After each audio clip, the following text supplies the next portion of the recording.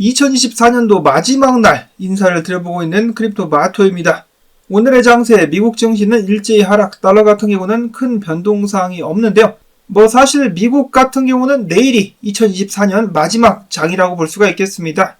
지금은 비록 약간 하락세지만은 내일 같은 경우 마지막까지 힘을 내가지고 상승으로 장을 마감할 수 있으면 좋겠습니다. 자, 비트코인 같은 경우는 한때 91,500달러 상단까지 떨어졌었다가 지금 분노의 반등 94,510달러까지 가격을 올려주고 있습니다. 이더리움은 비트에 비해서 잘 버텼는데요. 3,397달러. 다른 알트코인들도 저마다 힘을 내기 위해서 몸부림을 치고 있습니다. 이어서는 또 샀다. 이번 주에도 비트를 추매한 마이클 세일러와 마이크로 스트래티지. 이번에는 2,138개의 비트를 평단 97,837달러에 매입을 했다라는 발표를 내보냈습니다. 이번 매수 같은 경우도 물리긴 했죠. 물리긴 했었습니다만은 장기적으로다가 정기 매수를 통해서 평단이 굉장히 낮아진 마이크로 스트래티지이기 때문에 이 또한 지나가리라. 지금 97,000달러 상당에서 물린 것처럼 보이지만은 앞으로 몇 년 후에는 그들의 매수 자리 97,000달러짜리가 저가가 될 수 있으리라 믿어봅니다. 한편 비트코인의 조정과 함께 마이크로 스트래티지의 주가 같은 경우는 나스닥 100 지수 편입 이후에 30% 하락을 하고 있다라고 하네요. 편입됐다라고 해가지고 매입 들어간 사람들 같은 경우는 지금 물렸겠다. 비트가 빨리 지대로 반등을 해줘야 마이크로 스트래티지의 주가도 반등을 할 수 있을 것인데, 자, 내년 기약을 해보도록 하겠고요. 자, 다음으로는 독일의 전 재무장관입니다. 전 재무장관이 유럽 및 독일 중앙은행은 비트코인을 비롯한 암호화폐를 준비금으로 편입을 시켜야 된다라고 주장을 했습니다. 감투 벗어 던지고 나서 그런 말하면 뭐하나, 현직에 있을 때 이런 식으로 주장을 했었으면 얼마나 좋았을까요? 특히 독일 정부 같은 경우는 어떻게 했습니까? 올해 비트코인을 죄다 갖다 던졌죠. 무식한 놈들. 이어서는 홍콩 역시 의회 의원이 나와가지고 홍콩의 금융 보안을 위해서 비트코인을 국가 준비금으로 편입을 시켜야 된다는 주장을 했습니다. 전 세계 여러 나라들에서 비트코인을 준비금으로 포함시켜야 된다는 목소리들이 높아져 가고 있습니다. 내년에 본격적으로 하나둘씩 이것이 현실화가 될 수 있으면 겁나게 좋겠고요. 다음으로는 FTX 때문에 좀 말이 많다라고 하는데, 자, 원래는 FTX 채권자들 다가오는 1월 3일부터 해가지고 무려 160억 달러 상당의 스테이블 코인이나 현금을 60일 이내로 돌려받게 될 것이다. 그래서 그 자금들이 다시 한번 고스란히 암호화폐 시장으로 흘러들어오게 된다면 엄청난 펌핑이 나올 수 있을 것이다 라고 많은 사람들이 기대 및 고대를 하고 있었는데요. 반면에 FTX 최대 채권자 그룹 대표는 다른 이야기를 합니다. 내년 1월 초 채권 구조 조정을 시행하겠다는 FTX의 계획은 진행되기 어려울 것으로 보인다. 내년 3월 정도나 돼서야 약 70억 달러 현금이 우선 분배될 것으로 예상이 되며 분쟁 청구 해결 이후 추가 자산이 분배될 것으로 예측해 볼 수가 있겠다라고 이야기를 했습니다.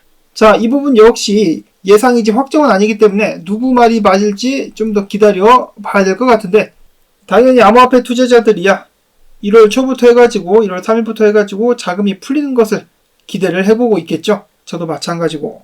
자, 이것도 이번 주기 때문에 이번 주 안으로 결정이 날 것으로 예상을 해볼 수가 있겠습니다. 이어지는 동향 및 분석. 노보그라치의 갤럭시 디지털 같은 경우는 비트코인이 내년 4분기 18만 5천 달러를 돌파할 수 있을 것이다 라는 전망을 내놨다라고 합니다. 자, 그리고 비트코인이 18만 달러까지 가는 동안에 이더리움은 5,500달러를 뚫을 수 있을 것이다. 야, 짜다 이 자식들아. 비트 18만 달러인데 어떻게 이더리움이 5,500달러밖에 안 가냐? 갤럭시 디지털, 니들은 이더리움에게 모욕감을 주었어. 자, 어찌됐거나 비트가 18만 5천 달러를 돌파하게 된다면 지금 현재 기준으로 금시총의 20%까지 달할 수 있을 것이다 라고 하네요. 기대를 해보도록 하겠고, 다음으로 테넥스 리서치의 설립자 마르쿠스 같은 경우는 이야기하기를 내년 1월달 도널드 트럼프 취임식 그 전까지 비트코인 추가적인 조정을 받을 수가 있겠다. 최근에 많은 분석가들이 비트코인이 취임식 직전까지 개떡상을 할 것이다 라고 예상을 했지만은 다 틀렸다. 1월까지도 비트코인은 추가 조정을 받게 될 것이다 라고 이야기를 했습니다. 그런가 하면 크립토 퀀트의 수석 분석가 역시 비트코인의 지지선은 8만 달러 수준일 것이다. 해당 가격대가 바로 트레이더 실현 가격이다 라고 이야기를 했는데요. 그 자리까지의 하락을 염두에 두고 있다라는 것이겠죠. 그와 동시에 최근까지 계속해서 낮아지기만 했었던 거래소의 비트코인 잔고가 이윽고 늘어나기 시작하면서 추가 조정에 빨간불이 켜졌다라고 합니다. 최근까지 몇 개가 늘어났느냐? 크립토코언트에 의하면은 2만 개, 비트 2만 개가 거래소로 최근에 흘러 들어왔다라고 합니다. 그 전까지는 계속해서 비트코인 출금량이 많았었는데 비트코인이 제대로 된 반등을 보여주지 못하자 불안해진 사람들이 팔기 위해서 비트를 거래소로 옮긴 것이 아닐까라는 생각을 해보게 됩니다. 비트코인 2만 개 그까짓 거 ETF가 그냥 삼킬 수 있는 그 정도 물량 아니야 라고 생각하실 분들도 계실 것 같은데요. ETF들 같은 경우는 장외거래소를 통해서 거래를 하는 것으로 알려져 있죠. 따라서 장외거래소 내에서 아무리 거래를 많이 한들 시세에는 영향을 끼치지 않습니다. 오히려 ETF 같은 경우는 비트 가격 낮아지면은 박수치면서 더 좋아하겠죠. 싼 가격에 살 수 있으니까. 자, 아무튼 이런 식으로다가 비트 거래소 보유량이 늘어난 가운데 자, 오늘 S&P 500 자빠졌다가 반등하기 시작하고 있습니다. 매크로CRG 분석과 비트도 커플링이 되어 있기 때문에 같이 따라서 반등하지 않겠느냐라고 예상을 했었는데 그 예상이 나오자마자 비트 지금 다행히도 반등을 해주고 있고요. 그 전에 앞서가지고 비트코인 같은 경우는 기존의 저점을 한번 쓸었기 때문에 밑에를 쓸었기 때문에 지금부터 상승이 나올 수 있을 것이다 라고 크립토 보수 분석가는 긍정적으로 상황을 보고 있었습니다. 자, 분석가 로만 같은 경우는 최근에 이런 이야기를 했는데요. 계속해서 비트가 조정을 받고 있는데 이 조정 바닷가가 어딘지 모르겠지만 대략적으로 89,000달러를 예상을 하고 있다고 합니다. 피보나치 비율로 봤을 때 그 자리가 161.8자리라는 것인데요. 그 자리까지 맞고 나서 계속해서 상승세를 이어갈 수 있을 것이다 라고 상황을 전체적으로는 긍정적으로 보고 있다는 것입니다. 그리고 또한 이와 맞물려 가지고 지금 현재 비트코인의 가격 움직임이 어느 때와 비슷하느냐? 비트코인이 38,000달러에서 70,000달러까지 떡상하기 직전과 비슷하다라고 이야기를 하면서 이런 식으로다가 비트가 흘렀다가 강한 상승을 보여준 것과 마찬가지로 이번에도 89,000달러까지 흐를 지연정 그 이후에 개떡상을 보여줄 수 있을 것이다 라고 예측을 했습니다. 그의 주장을 다른 각도에서 보면 이런 식이라고 볼 수가 있겠는데요. 이런 식으로 똑같은 패턴이 반복되면서 비트는 추가적인 상승을 보여줄 수 있을 것이다. 지금 94,000달러대까지 반등을 일단 해주고 있는 비트코인. 과연 추가적인 하락이 나와야만 바닥을 찍을 수 있을 것인가? 아니면 지금부터 치고 올라갈 수 있을 것인가?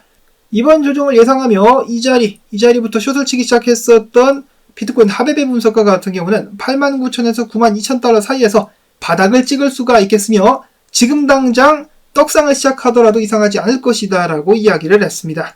한 가지 기대를 해볼 수가 있는 것은 많은 사람들이 지금 80,000달러, 78,000달러에서 비트코인을 매수하기 위해서 텐트 치고 앞에서 기다리고 있다라는 것인데요.